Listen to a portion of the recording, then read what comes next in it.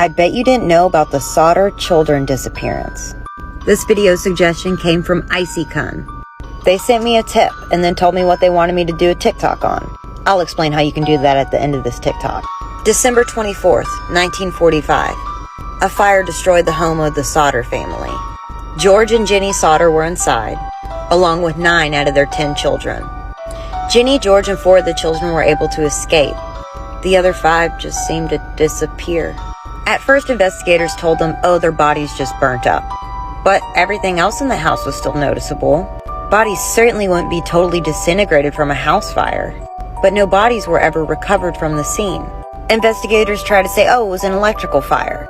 But when that was looked into, that also wasn't the case. Their phone lines had also been cut.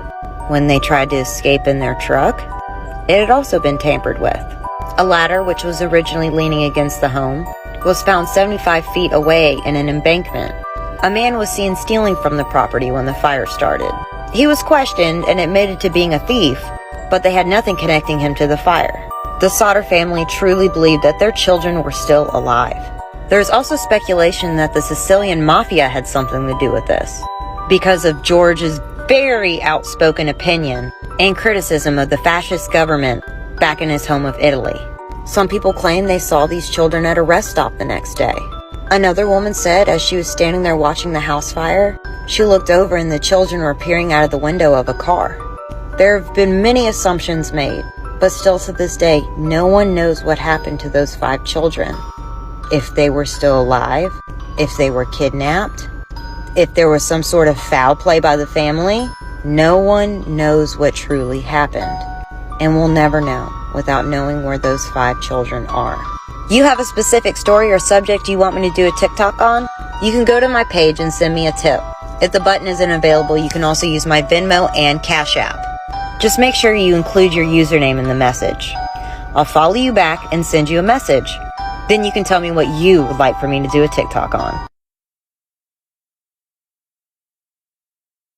I bet you didn't know the tragic story of Latanya Carwell. She was a young and brilliant 16-year-old. She was an honor student with dreams to become a doctor, but those opportunities were taken from her, from the people she should have been able to trust the most. April 17th, 2017. Latanya celebrated her 16th birthday at her home. All of her friends and family attended, enjoyed her 16th birthday like any young woman should. But after going to bed, her stepfather, Leon, woke her up in the middle of the night. He said he needed to borrow her phone. Leon told her that he had a friend whose car broke down and he needed his help. And since he wasn't able to read the directions on her phone, she needed to go with him to help him as well. When they weren't home the next day, her mother, Tanya, called the police and even went on Facebook Live begging to have her daughter back. But after 2 weeks, there was no sign of Leon or Latanya. Late April of 2017, they found Leon's car. And soon after, sightings of Leon came forward. Leon was spotted in Atlanta, but there was no sign of Latanya. It also came forward in the media that Leon had quite a hefty record. He had assault charges, cruelty to children charges, and had served a prison sentence before.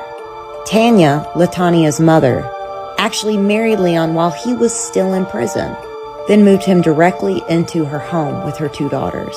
Someone called saying they were seeing Leon at a U-Haul depot in Atlanta. But as soon as they arrived, they realized Leon wasn't alone.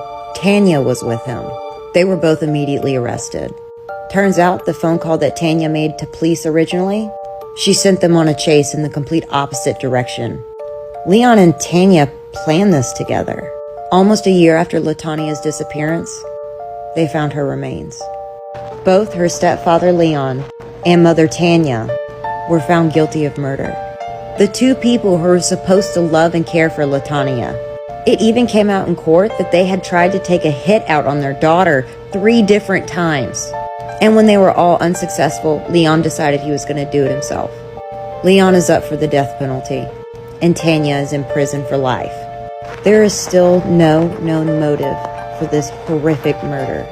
All we know is that a brilliant young woman's life was cut tragically short. I bet you didn't know about James Saltmarshall. and how he was wrongly accused for a horrific crime that he did not even do.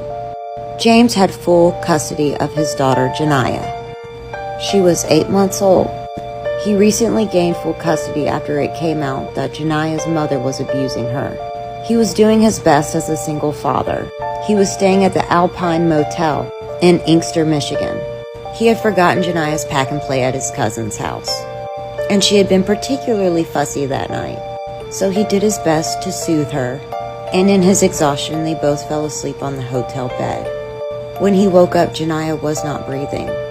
James immediately called 911, and Janiyah was rushed to the hospital.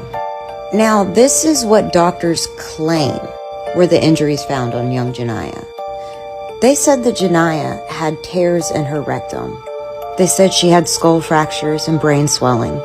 She had bruised lungs and anal tears, with other studies pending.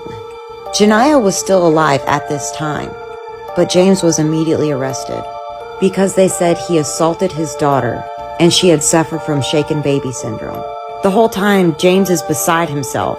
He's saying, no, I might have just held her too tight when we were sleeping. I just woke up and she wasn't breathing. Yet they kept telling him that he abused his daughter. He was charged with first-degree murder, child abuse, and sexual assault on a minor. At his hearing is when he heard of his daughter's passing. This is the face of a father learning for the first time that his daughter is no longer alive. It was during Janiyah's autopsy that the truth came out. She had none of the injuries the hospital claimed that she did. Despite this, he was forbidden to go to his daughter's own funeral. She had a small anal fissure from constipation, and this so-called skull fracture was an itty-bitty tiny cut. The autopsy report said that Janiyah's death was from accidental smothering, not from any of the horrific things that the hospital accused James of. Just look at these pictures and tell me that man isn't absolutely devastated that his daughter is gone. And he didn't even get the chance for a final goodbye. James is innocent, and he was doing his best as a single father. He was wrongly accused, and it is absolutely heartbreaking. I bet you didn't know about the Roman candle. And no, I'm not talking about the firework. It was a form of execution used by Emperor Nero. It was used mostly against religious minorities, pretty much the early on Christians.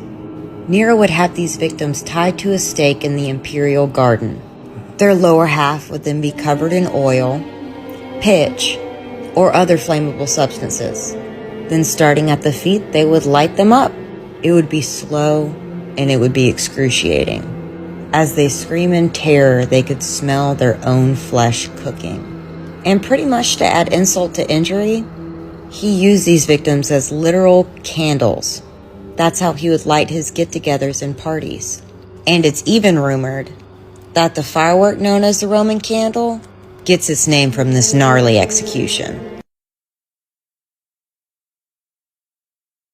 I bet you didn't know one of the worst execution methods. It was a slow and agonizing punishment. I'm talking about being boiled alive. They would start by taking a large vat of, let's say, water, oil, wax, sometimes even wine and molten lead were used.